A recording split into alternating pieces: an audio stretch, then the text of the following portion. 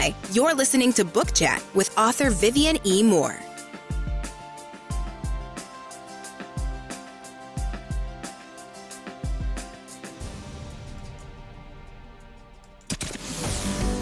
Welcome, everybody, to this week's episode. We really appreciate you joining us. This podcast really shows us how we can all learn, live, and thrive off of each other. By sharing our knowledge through our conversations, we will impart some knowledge whilst learning ourselves how to progress even further. Here is your host.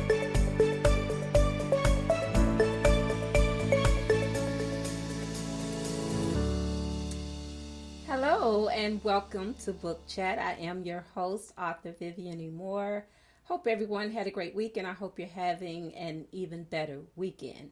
All right, so I'm not going to hold you for too long today. We're going to get straight to today's show. And the title of today's show is Who's Afraid of the Big Bad Wolf? And the topic is Conquering Fear. Yummy. That sounds yummy, doesn't it? All right, so here we go. So Franklin D. Roosevelt, I think I'm right about this, in an inaugural address said that nothing to fear but fear itself.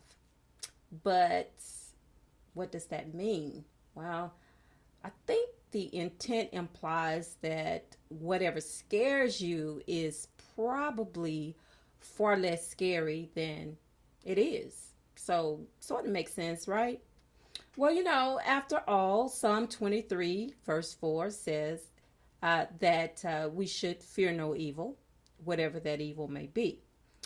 In this case, it's fear itself. And, I don't know if you may consider fear being evil, but, sometimes it can be. All right. So, one of the most significant setbacks for humankind is fear, fear of the unknown.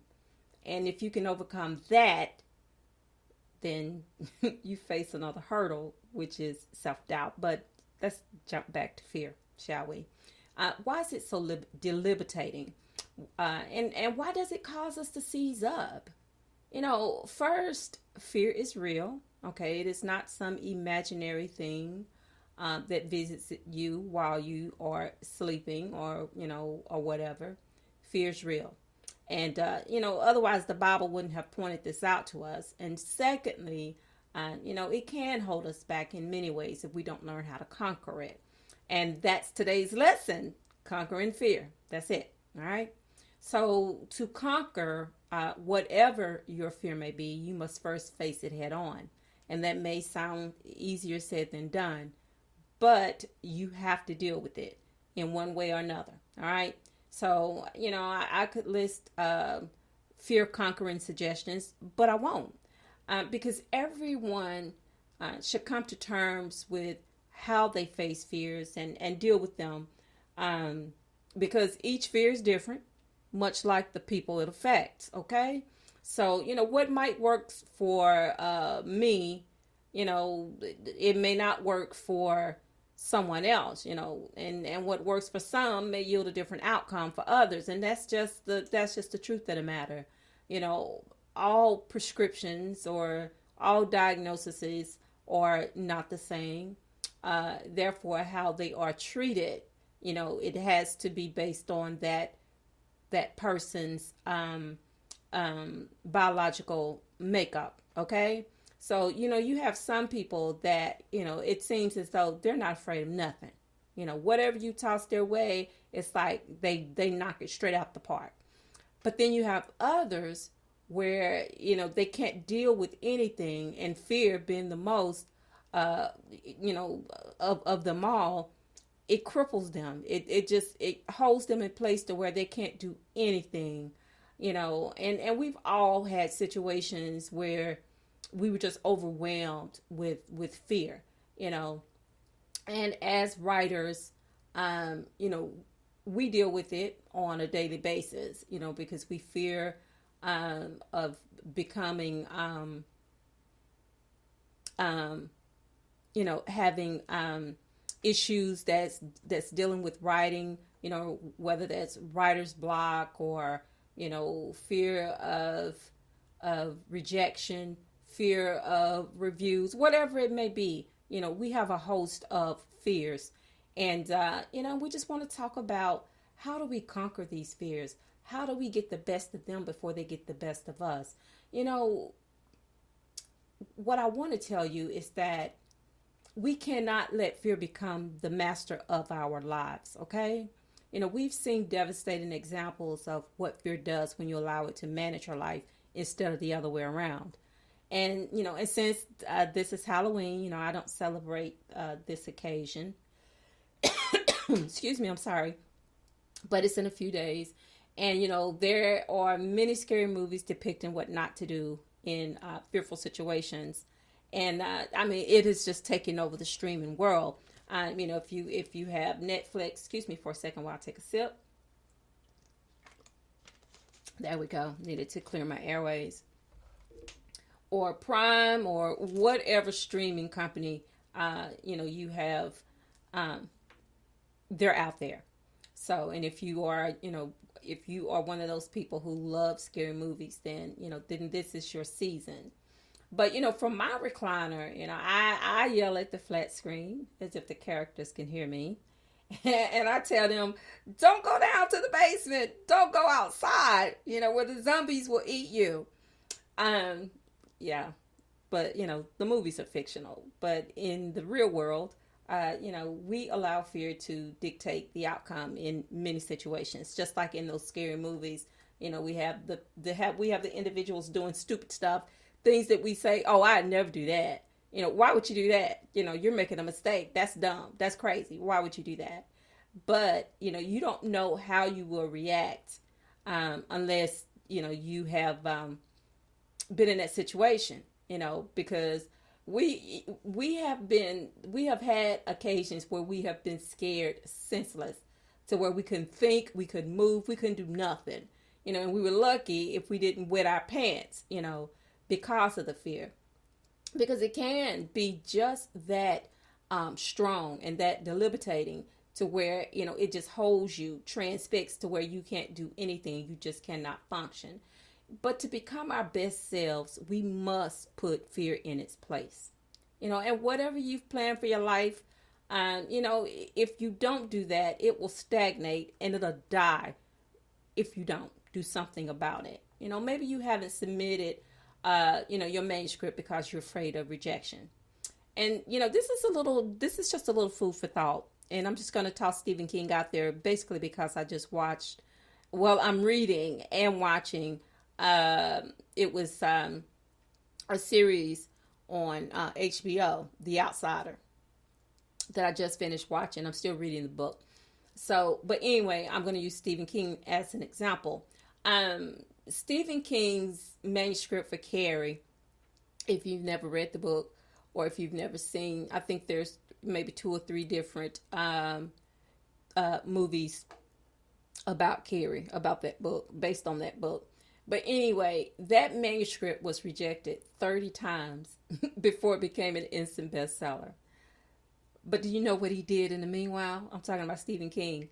He kept on trying until he found success. He did not allow fear of rejection to stop him. So, you sort of have to go with that mindset to where, okay, so that was a setback and that was a setback. That was a setback 30 times. But you know what? He probably continued 30 times more until it became a bestseller.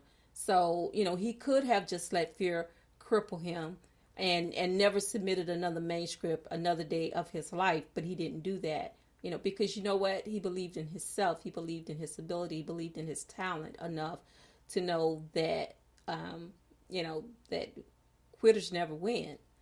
And so that means that if you allow fear to make you a quitter, then of course you become a loser. So you don't want to do that. Who wants to lose? Losing is fine. And I'm not saying that there's anything wrong with it, but winning is better.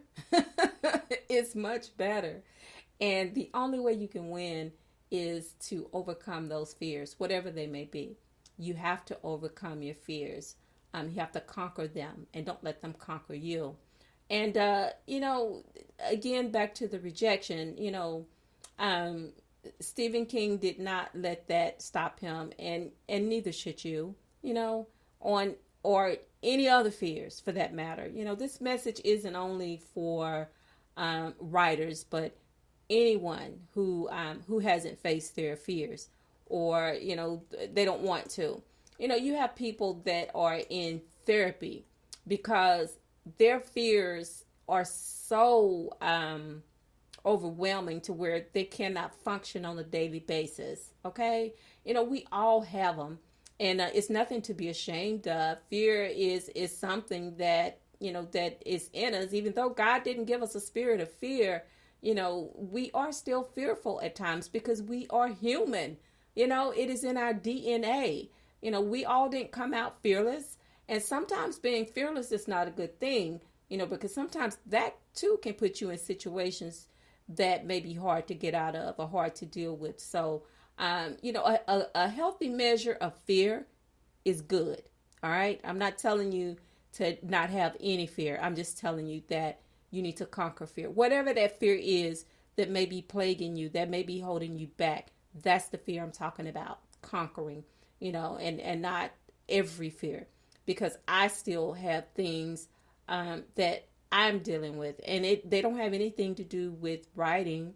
They're just basic things like fear of heights, fear of flying, fear of water. We all have those type things that we never really put them in perspective, in the proper perspective, because we have other fears that sort of are bigger than those things. These are things that we don't even really think about it until we're put in that situation to where, well, I don't drive on the interstate. I don't ride on the interstate. I don't fly in airplanes. I don't drive, whatever it is, we sum those up as phobia, but still, when you break it down, it's a fear. Okay. It is a fear. And it's a fear that you have to deal with. And that's why I mentioned, sometimes you need therapy for that. And there's nothing wrong with that, because therapy is good, and, maybe your therapist is, is God, because we know that God can manage everything. If we take it to him in prayer, he can do that. He can do that for us if we allow him to, and maybe if that's not what you do, maybe you actually have to talk to a person, and that's fine. Even Christians have to go talk to therapists at times, and it is nothing wrong with that, because we need that. Sometimes we need that reassurance. We need someone to talk us through situations, because that's good for us. It will help us to grow. All right. And that is one thing about conquering your fears that will allow you to grow. It will allow you to take that next step, to do whatever it is that you've been holding back, because you were afraid that if you did, you would fail. There is nothing wrong with failing, but if you fail, just don't stop. Get back up and try again. That's what Stephen King did. He did it 30 times until he didn't fail again. And he's had #1 bestsellers ever since. So you have to keep that in mind. Let that be your motivation for today. Remembering that it's okay to fail, but just don't let failure stop you from doing what you need to do. Because you can become stronger and better when you face your fears. Because you won't if you allow fear to stand in your way. Everything in life is conquerable. Remember that the next time you come face to face with fear. If you do, then you can, you will, you succeed. All right. Remember those 3 things. Those are the 3 takeaways from today.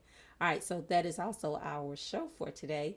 But before I let you go, I want to make sure that I give you these URLs to keep you in constant contact with the show. Of course, the first one is to Spreaker, and that one is at https://www.spreaker.com/user/author Vivian E. Moore.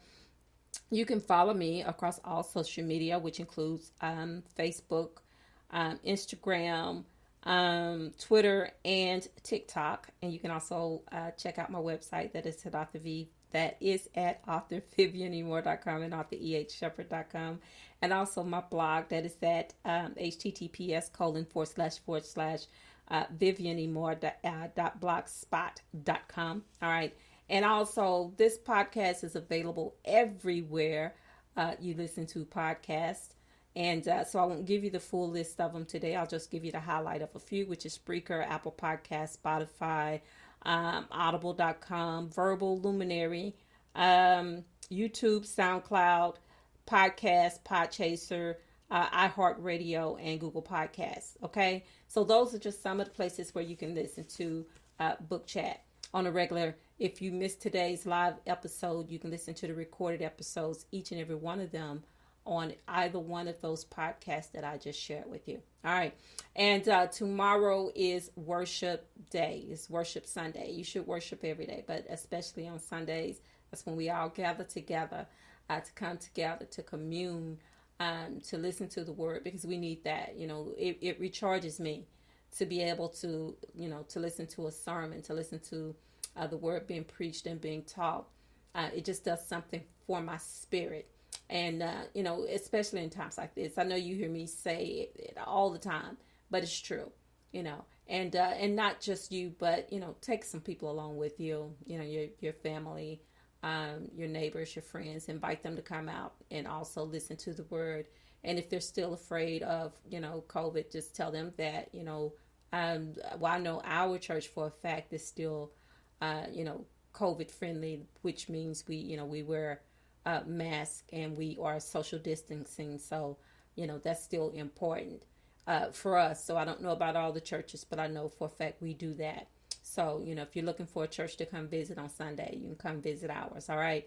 And remember also, you know, that tomorrow is not promised. You know, today may be the only chance you're able to tell those that you care about the most how you feel about them. So on that note, I love you.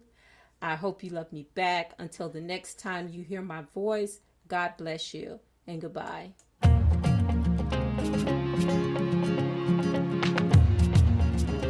Loved what you've heard on this week's episode? Well, the answer is simple. It would mean the world to us if you could head over to iTunes and leave us a 5-star review and feedback. Spreading the word really is the best way to grow our podcast and achieve even greater things. Thank you.